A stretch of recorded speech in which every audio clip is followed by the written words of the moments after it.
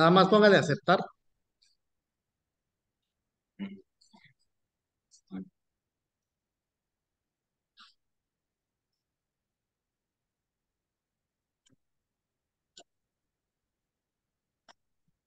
Ok, este, bien, doctora, buenos días. Estamos acá, con el grupo de segundo ciclo de la Universidad para el Bienestar, Benito Juárez. Eh, Están apenas ingresando. A ver si alcanzan a ver, alcanzan a visualizarlo. Ella es la doctora Mayela Aide Salazar Aguilera. Es fundadora de la Fundación Mexicana para la Investigación e Intervención con pacientes con enfermedades de origen inmune AC. Fue coordinadora nacional del programa de investigación Buenas Costumbres para un Futuro Saludable del Colegio Nacional de México, dirigida en ese entonces por el doctor Rui Pérez Tamayo, de quien siempre les hago mención. Entonces, chicos, el día de hoy nos va a presentar la doctora Mayela, cómo vivir con una enfermedad, ¿sí? Y nos va a contar prácticamente su experiencia que ha vivido desde el día que fue diagnosticada hace más de 12 años, ¿sí? Adelante, doctora, pues bienvenida, chicos, un aplauso para la doctora.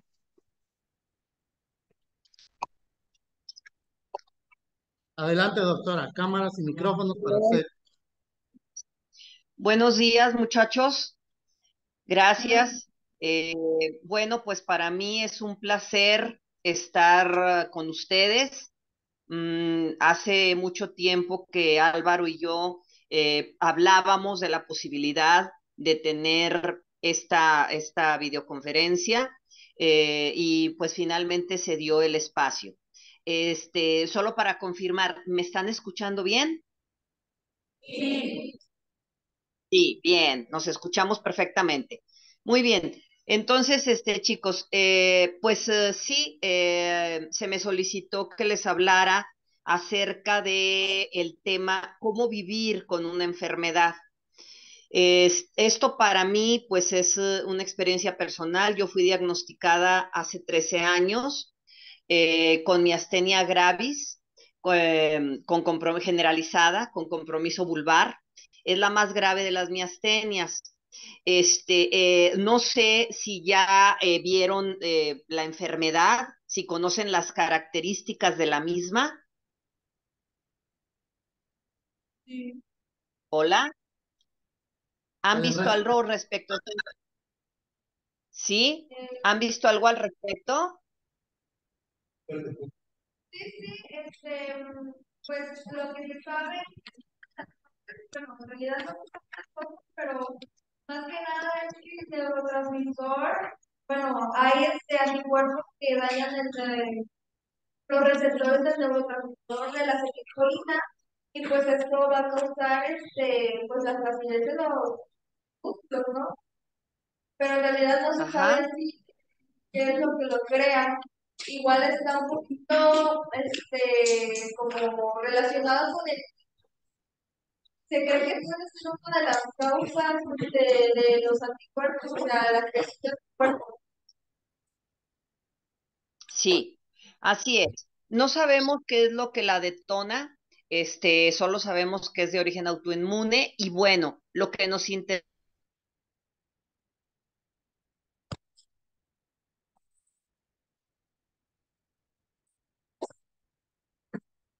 Ahorita se reconecta.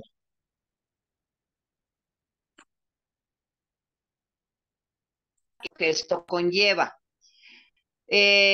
Muy bien. ¿Qué es lo que sucede con respecto a los diferentes rubros? Vamos a hablar primero del diagnóstico. El diagnóstico en las enfermedades crónico-degenerativas normalmente es un diagnóstico complejo. Se requieren de estudios, se requieren de varias visitas a especialistas, se vaya canalizando al paciente a los diferentes médicos. Por lo regular, bueno, el paciente externa algunos síntomas que le hacen creer que algo no está bien en su cuerpo, ¿sí? Yo me sentía de esta manera. Yo decía, es que yo no sé qué pasa, yo me siento diferente.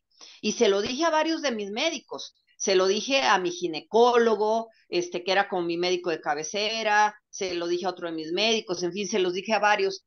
Y siempre yo recuerdo que les decía, es que yo solo sé que, no, que me siento diferente, pero no sé qué pasa, ya no me siento igual. Y bueno, la explicación más fácil era de los médicos, era así como, pues es la edad, o sea, usted ya no tiene la misma edad que antes, su cuerpo se ha deteriorado, su cuerpo tal. Y no, o sea, yo decía, bueno, pues sí, pero yo me siento realmente rara.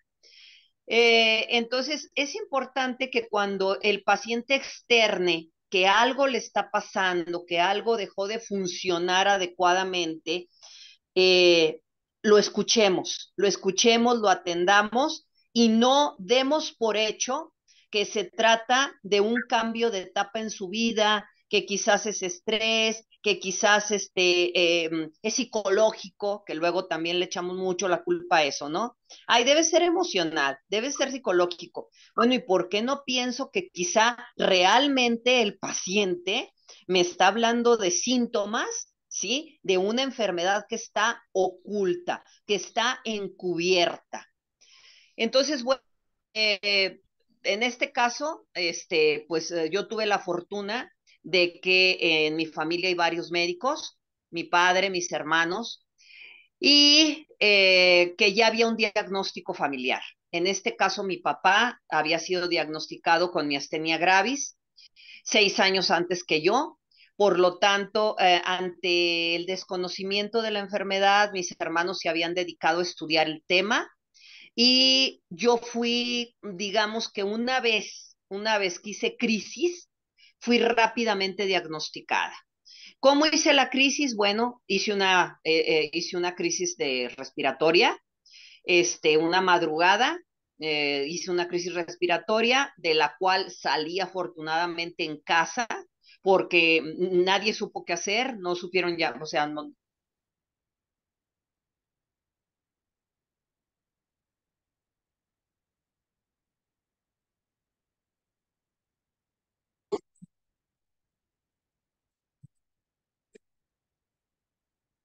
estudios.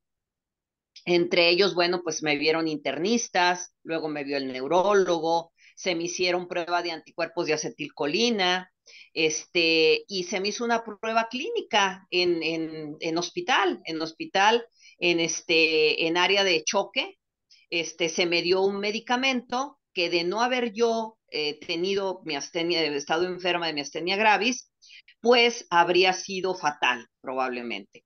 Entonces, que fue la piridostigmina. En el momento que a mí me dan la piridostigmina, yo me siento literalmente en otro cuerpo.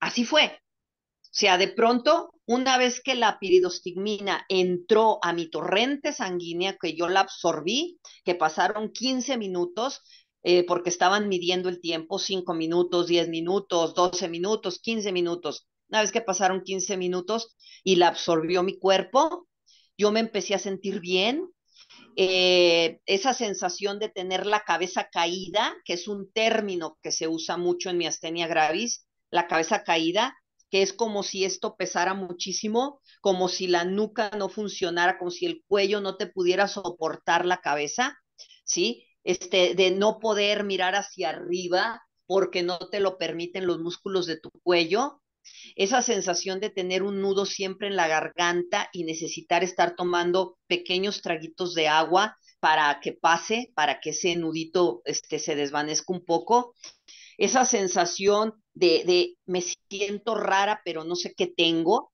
sé que ya no soy la misma, pero no sé qué tengo, desapareció. Desapareció, se fue. Y fue tan mágico que yo dije, es que fue como si me hubieran puesto en otro cuerpo. ¿Cuántos años llevaba enferma? No lo sé, pero llevaba muchos años enferma. Entonces, Cuando nos duele la cabeza, cuando nos llega de pronto un dolor de cabeza intenso, todos decimos, ah, me duele la cabeza, qué horror, ¿qué me tomo? ¿Sí? Ay, una aspirina, ay, no, otra, ay, un ketorolaco, ay, la combinación. Pero cuando el dolor de cabeza llega poco a poco, al principio es suavecito, al principio es sordo, va aumentando de intensidad, podemos llegar a vivir con dolor de cabeza, a vivir con dolor de cabeza, ¿sí? Y no hacer nada, ¿sí? O mencionarlo de pronto en consulta que nos duele la cabeza, pero no como que prácticamente no descansamos, no dormimos, no vivimos porque tenemos un dolor de cabeza ahí.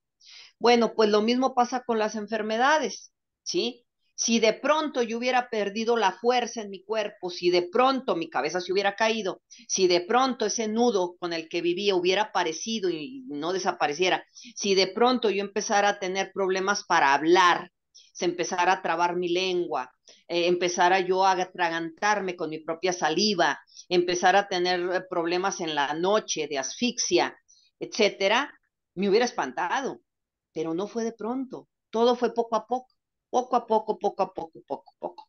Bien, finalmente se hace el diagnóstico y entonces entramos al tratamiento. Llegar a un tratamiento adecuado también es complicado. En mi caso, hubo que probar primero con una dosis de piridostigmina, luego con otra, luego con un esteroide, que en este caso, ¿qué es lo que hace? La piridostigmina es el puente que reconecta los neurotransmisores, ¿sí? Ese es el puente. Y el esteroide, sea el que fuere que te indiquen, ¿sí? Mantiene a los anticuerpos tranquilos, quietecitos, ¿sí? Es decir, en una enfermedad de origen autoinmune, el principal enemigo es nuestro sistema inmunológico. Así como si fuera un golpe de estado, les digo yo siempre lo comparo con un golpe de estado. Es como si de repente el ejército, en vez de proteger, en vez de atacar, ¿sí? Entonces, ¿qué es lo que hace el esteroide? Funciona como inmunosupresor. Dentro de la familia de los esteroides, te indican un inmunosupresor que vas a tomar a los anticuerpos y los va a poner en una habitación. Ya no pueden andar por toda la casa, ¿eh? Porque se portan mal y hacen muchas travesuras, rompen muchas cosas. Y entonces, para que no hagan travesuras, los voy a poner en una habitación. No los puedo destruir, no los puedo correr, ¿sí? No los puedo matar, porque los necesito finalmente. Aunque sean traviesos, aunque rompan cosas, los necesito. No puedo vivir sin ustedes. Pero entonces los voy a controlar. Los tomo y los pongo en una habitación. Y entonces eso es lo que hace el esteroide, el inmunosupresor. Entonces empezaron a probar con diferentes dosis de piridostigmina y de esteroide. Al inicio yo estuve tomando prednisona, que es un esteroide muy usado, es muy común porque es un esteroide de amplio espectro y porque es sumamente económico, por eso es que lo usan mucho, sobre todo en el sector salud. Entonces, en el caso de la miastenia gravis, es excelente, es extraordinario, aunque trae muchos efectos secundarios, como que, bueno, como retención de líquidos, como un deterioro muy rápido en órganos internos, etcétera. Trae diferentes. Obviamente la acumulación de peso, te dan ataques de apetito incontrolables, entonces necesitas comer, comer, comer. Y bueno, desde luego, el poco movimiento y el mucha alimentación, pues hace que acumules kilos. Todo esto me pasó a mí. Después, poco a poco, fuimos conociendo otros inmunosupresores. Llegaron inmunosupresores nuevos también, los empezamos a probar.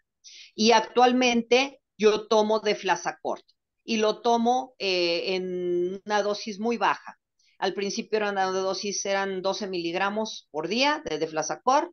Actualmente estoy tomando 3 miligramos de Deflazacort. ¿Cómo llegamos a esta dosis? Poco a poco.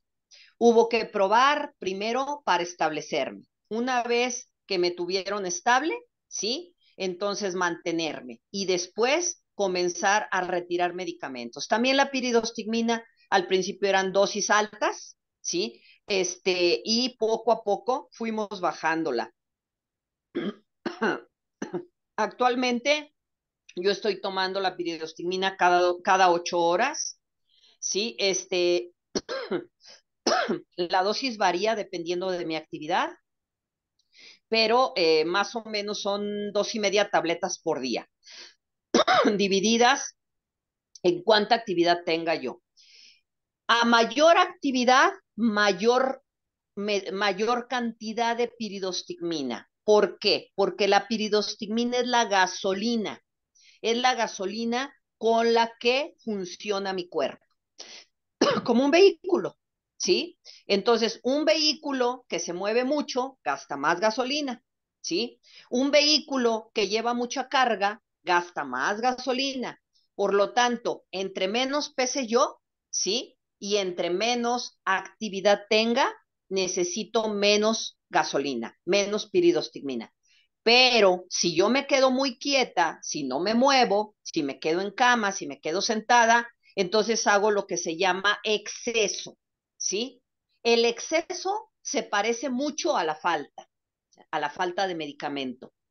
El exceso es no quemo el medicamento que estoy tomando, no lo consumo.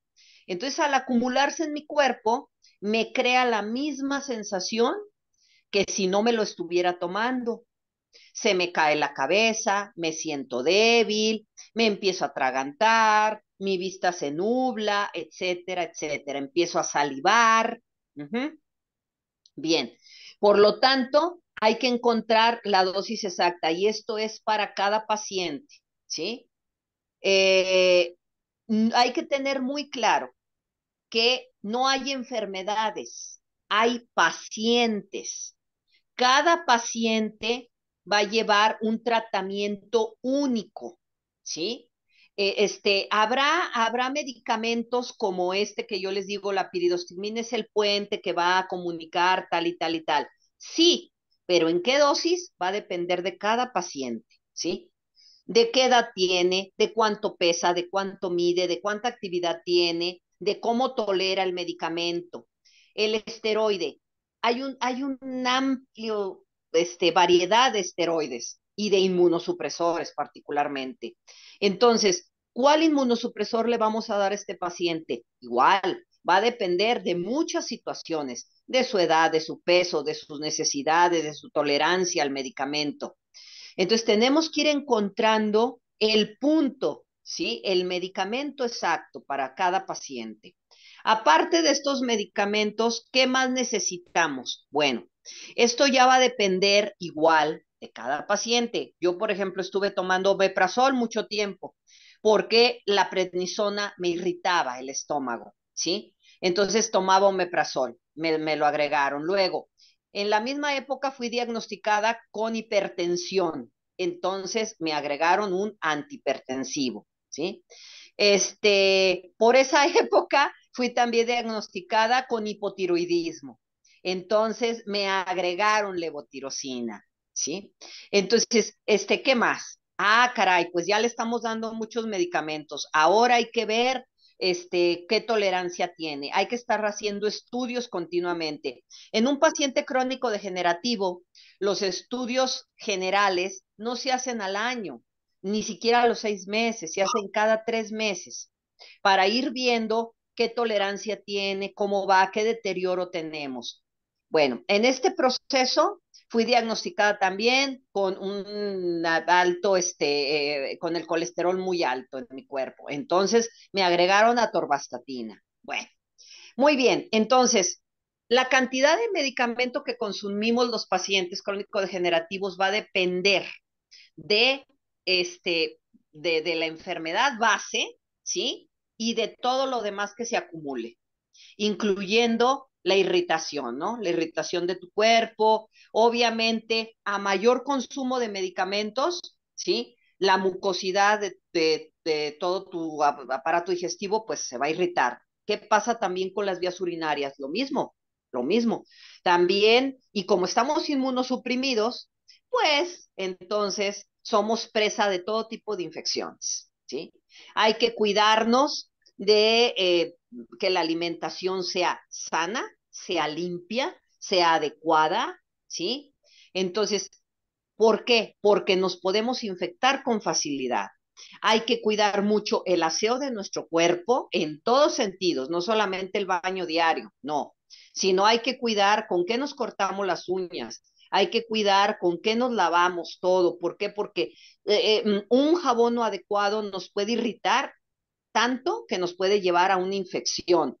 Un jabón no adecuado nos puede ocasionar una alergia que al rascarnos, que al volverse intolerante, nos ocasione como efecto secundario una infección, ¿sí? Entonces, hay que tener mucho cuidado con todo esto y hay que cuidar particularmente la alimentación. Es necesario tener una alimentación sana. ¿A qué nos referimos con una alimentación sana? Frutas y verduras. No, no, no, no, no, no. Seguramente el maestro Álvaro ya les ha hablado respecto al programa Buenas Costumbres para un Futuro Saludable. Bueno, el éxito de este programa era justamente que nosotros, no se creía en las dietas y no se ponía dieta, sino que se les enseñaba a los pasos de antes, lo que hacíamos en otros tiempos. ¿Qué hacíamos en otros tiempos? Disculpen. Primero, 3 comidas al día: desayuno, comida y cena. Nada más. Que la colación, que quién sabe qué, no. Desayuno, comida y cena. Un desayuno muy completo, ¿sí? Es rico en todo, rico en nutrientes, rico en fibra, ¿sí? Rico en proteína, rico en todo. ¿Para qué? Para que nos dé la fuerza para iniciar el día. Una comida del mediodía, igual, una comida rica, una comida abundante, ¿sí? Variada. ¿A qué me refiero con variada? Que lleve los 4 grupos de alimentos, ¿sí? Entonces, esto es necesario siempre para mantener el buen balance en nuestro cuerpo. Y una cena ligera y que no falte, porque luego las personas tienen la costumbre de, no, yo no voy a cenar porque es que me cae de peso. No, es que para bajar de peso o para no subir de peso, ¿sí? O porque me siento mal, o porque es que con los medicamentos luego me tengo que esperar un buen rato para tomármelos. No, no nos podemos, no está permitido saltarse ningún alimento, ni el desayuno, que es el que más se saltan los jóvenes, ¿verdad? ¿O no es cierto? ¿Estoy mintiendo? A ver, levante la mano el que desayunó el día de hoy correctamente. No un vasito de leche, ¿eh? Ni medio juguito, no, no, no. El que desayunó conforme a las reglas. Levante la mano. Ah, eso es todo. A ver, maestro Álvaro, ahí les va a tener que dar unas nalgadas. Entonces, sí, en cuanto termine la conferencia, los va a poner a todos sobre sus rodillas y les va a dar unas buenas nalgadas. Entonces, bueno, así es, chicos. Sobre todo los jóvenes y los estudiantes, pero también los trabajadores, los que ya van a un empleo, no desayunan, no desayunan. O sea, yo les puedo decir en mi experiencia que los jóvenes andan tomando su primer alimento de 4 a 5 horas después de que se levantaron de la cama. Imagínense, o sea, imagínense todo el esfuerzo que tuvo que hacer el cuerpo para mantenerse funcionando, ¿sí? Para recibir información, para retener esa información, ¿sí? Un cuerpo bien nutrido, ¿sí? Aprende más y aprende mejor, retiene mayor información, un cuerpo bien nutrido, ¿sí? Un cuerpo bien nutrido tiene mejor capacidad de decisión, es decir, va a tener mayor respuesta una respuesta más rápida a cualquier cosa que se presente, ¿sí? ¿Por qué? Porque está en balance. Todo su cuerpo está en balance. Pero cuando el cuerpo no recibe lo que necesita, obviamente no está en balance, ¿sí? Se pierde por ahí el balance. Entonces, ¿por qué? Porque la energía la estamos extrayendo de la reserva. Estamos sacando la reserva, estamos forzando al cuerpo. Bueno, yo quiero pensar que todos ustedes están muy sanos, ¿sí? Y entonces, bueno, gracias a eso, están aquí sentaditos, están aprendiendo y están funcionando. Pero una persona enferma, ¿sí? Sea crónico-degenerativa o no, sea que se trate de una enfermedad pasajera, va a tener un desbalance muy grande, muy grande. De hecho, esto la puede llevar a una crisis, ¿sí? La puede llevar al hospital. ¿Por qué? Porque su cuerpo, la energía que tiene para funcionar bien, la va a ocupar en rescatar a ese enfermo para que funcione sin qué, sin alimento, sin la gasolina básica de su día, ¿sí? Entonces, la puede llevar a una crisis de la enfermedad y la puede llevar a una hospitalización. Imagínense, por no alimentarse adecuadamente. Ahora, ¿qué es una alimentación sana? Repito, una alimentación sana no es frutas y verduras, no. Una alimentación sana incluye frutas y verduras. ¿Cuáles? Lo que tengamos a mano, lo que haya en nuestra localidad, lo que haya en casa, lo que podamos adquirir, ¿sí? No todas las familias pueden adquirir los mismos alimentos. Entonces, ¿qué voy a tener? Yo les puedo decir que tengo una querida amiga que me dice, en mi casa, o sea, ella jamás come actualmente plátanos. Y a veces yo le ofrecía un licuado con plátano, un cóctel de fruta que incluía plátano, y ella decía, no, plátano no. Digo, bueno, ¿por qué no te use el plátano si es tan rico? Y me decía, porque cuando yo era niña, en mi casa, la única fruta que había era plátanos. No había más, ¿sí?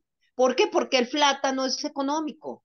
Y entonces su mamá era lo único que podía adquirir para ellos, ¿sí? Bueno, lo que tengamos en casa, el plátano es muy rico. O sea, contiene muchísimas cosas. De hecho, un plátano es maravilloso. Si no podemos consumir otra fruta, pues un plátano es suficiente para darnos muchísimas vitaminas, nos da potasio, nos da azúcares, nos da almidones, nos da muchas cosas que nuestro cuerpo necesita para el día. Entonces, fruta, la que tengamos en casa, ¿sí? Lo que podamos adquirir. Verdura, la de la localidad, lo que podamos adquirir. ¿Sí? Leguminosas, lo que tengamos a mano, lo que podamos adquirir, ¿sí? ¿De dónde vamos a obtener la proteína? La proteína animal, igual, de donde tengamos, lo que tengamos a mano. Habrá quien tenga a mano quesos, o sea, lácteos, ¿sí? Huevos. Es que no tengo yo carne, ni blanca ni roja. Ok, pero ¿tienes huevo? Sí. ¿No tienes huevo? ¿Tienes queso? No, pues que sí. Entonces, tenemos que ir balanceando nuestra alimentación. Si un día comemos una quesadilla más un huevo estrellado, más guisamos, por ejemplo, unas salchichas y le ponemos tocino, ¿sí? ¿Cuántas proteínas tenemos ahí?